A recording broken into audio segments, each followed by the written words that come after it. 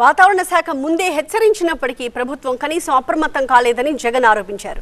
3 రోజుల సమయం ఉన్నా సరైన చర్యలు తీసుకోకపోవడం వల్లే ఇంతటి అనర్థం జరిగింది అన్నారు. పైగా సహాయక చర్యల్లో కూడా నిర్లక్ష్యం కనిపిస్తోందన్నారు జగన్. అయితే దానికి కౌంటర్ ఇచ్చారు పయ్యావుల కేశవ్. మా హయాంలో ఏం జరిగేది? ఈ మాదిరిగా ఆర్భాటం లేదు.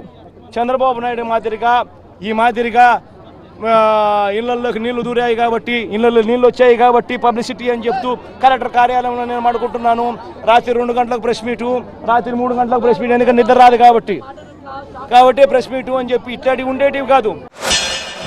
ఎప్పుడైనా మీ గవర్నమెంట్లో ఇట్లా యంత్రాంగం పనిచేసిందా? నీ సొంత జిల్లాలో ప్రాజెక్టు గేట్లు కొట్టుకుపోయినా, ఇంకో దగ్గర ప్రాజెక్టు కొట్టుకుపోయింది. నువ్వు ఎప్పుడన్నా పని చేయించావా? నువ్వు పని చేసావా? నేను మొన్న వచ్చేటప్పుడు ఆ గోడ మీద మొన్న వచ్చేటప్పుడు ఆ బ్రిడ్జ్ మీద నుంచి వచ్చేటప్పుడు కృష్ణలంక ప్రాంతం అంతా వాళ్ళంతా ప్రజలందరూ వచ్చి కూడా నన్ను ఆపి కేవలం థ్యాంక్ యూ చెప్పడానికి ఆపారు.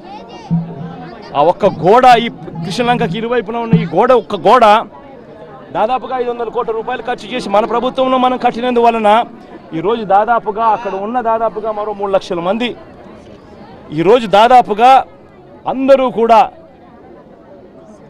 సేఫ్గా ఈరోజు పడుకోగలుగుతూ ఉన్నారు. డిజైన్డ్ కెపాసిటీకి దరిదాపుల్లో మన బ్యారేజ్ దగ్గర నీళ్లు ప్రవహిస్తూ ఉన్నాయి ఒకవైపు. మరోవైపు ప్యారలల్గా ఊహించని రీతిలో బుడమేరులో నీళ్లు పెరిగాయి, మున్నేరులో నీళ్లు పెరిగాయి. 3 వైపుల నుంచి నీళ్లు కమ్ముకొచ్చి విజయవాడ నగరం మీద పడితే నేనేదో దాని మీద కట్టాను, దానికే నగరం కాపాడబడింది అనేటువంటిది చెప్తాడు. అది ఎప్పుడు శాంక్షన్ అయింది జగన్మోహన్ రెడ్డి గారు? ఒకసారి ప్రజలకు అది కూడా వివరించిపోయి ఉంటే బాగుండేది. ఇట్లాంటి ఆలోచనలు మీకు రావు. ఒక ముఖ్యమంత్రి చేయాల్సిన కార్యక్రమాలు ఏది తాను చేయలేదు. ముఖ్యమంత్రిగా చంద్రబాబు నాయుడు గారు పూర్తిగా ఫెయిల్ అయిన పరిస్థితులు కనిపిస్తూ ఉన్నాయి. 32 మంది చనిపోయినారు ఈరోజు.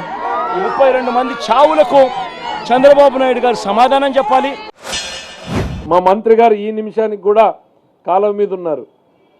ఒకవైపు బ్రిడ్జ్ క్లోజ్ చేస్తూ, ఇక్కడేమో ప్రజల కష్టాలు ఆదుకుంటూ ముఖ్యమంత్రి గారు క్షేత్రస్థాయిలో తిరుగుతూ ఉంటే బట్టగాల్చి ముఖం మీద వేసిపోతానన్నట్టు ప్రజల కష్టాలు పట్టనటువంటి నువ్వు మాట్లాడితే ఇక మారవా జీవితంలో జగన్మోహన్ రెడ్డి గారు? మీరు మారరా? మీరు ఇప్పుడు కూడా రాజకీయాలేనా మీకు?